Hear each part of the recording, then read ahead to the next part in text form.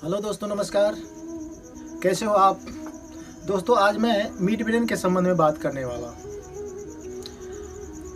सबसे पहले mid brain होता क्या है? मिड ब्रेन अर्थात मध्य मस्तिष्क।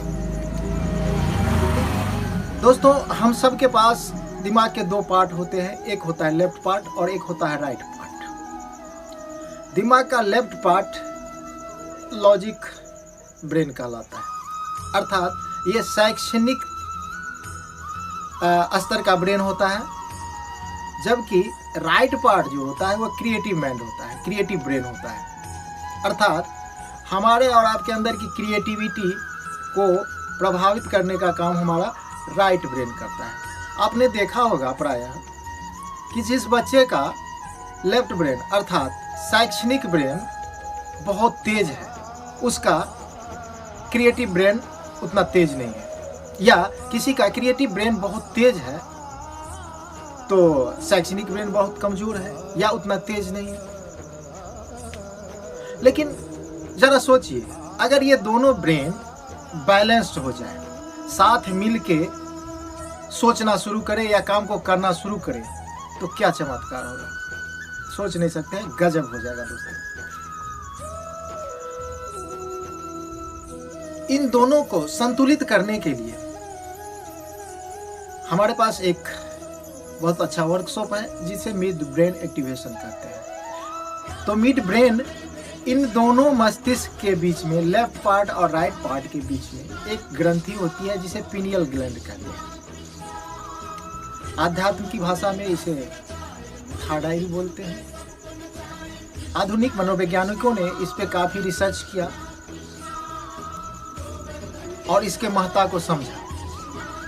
आपने पहले से देखा होगा कि हमारे भारतीय संस्कृति में, भारतीय परंपरा में ध्यान शब्द की बड़ी ही महत्ता है।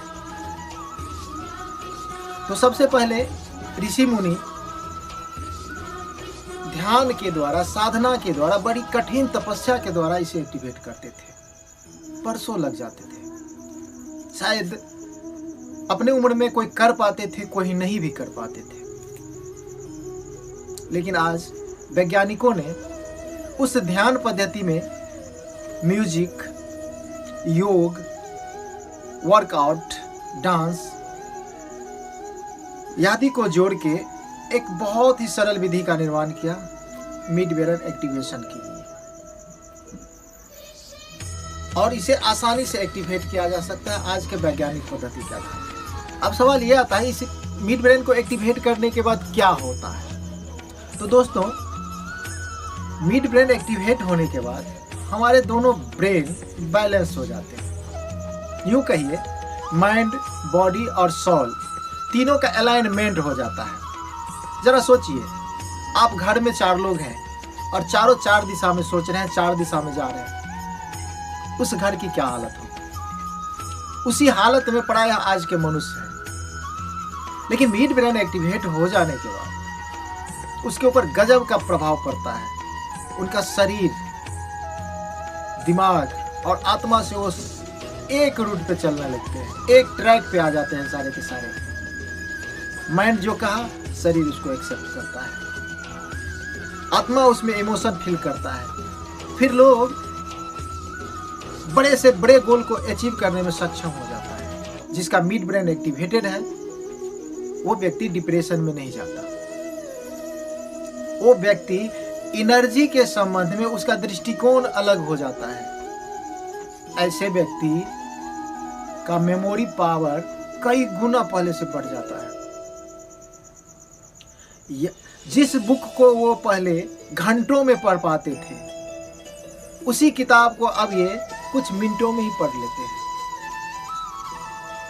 जिस चीज को लोग आंख खोल के नहीं देख सकते, उस चीज को ये आंख बंद करके देख सकते हैं। इनके अंदर छठी ज्ञान इंद्रिया सक्रिय होने के बाद एक्स्ट्रा सेंसर काम करने लगता है। इन्हें कुछ आगे और पीछे की जानकारी का भान हो जाता है, घटनाओं की जानकारी का भान, पूर्वाभान हो जाता है, पूर्वानुमान हो जाता है। ये ऐसे व्यक्ति का व्यक्तित्व बहुत बढ़िया से विकसित होता है। तो क्या आप चाहेंगे कि आपका भी मिड ब्रेन एक्टिवेट हो? क्या आप चाहेंगे कि आपका भी मिड ब्रेन एक्टिवेट हो? अगर आप चाहते हैं तो नीचे नंबर दिया गया है, उस पर आप संपर्क कर सकते हैं। मेरा वीडियो देखने के लिए धन्यवाद। मैं उम्मीद करता हूं कि आपको अच्छा लगेगा। अगर आपने अभी तक मेरा चैनल सब्सक्राइब नहीं किया है तो मेरे चैनल को सब्सक्राइब कर लें और वीडियो को लाइक करें। अगर आपके मन में किसी तरह का प्रश्न है तो आप कमेंट में अपना कमेंट डालें, मैं आपके प्रश्नों का जवाब दूंगा। Thank you.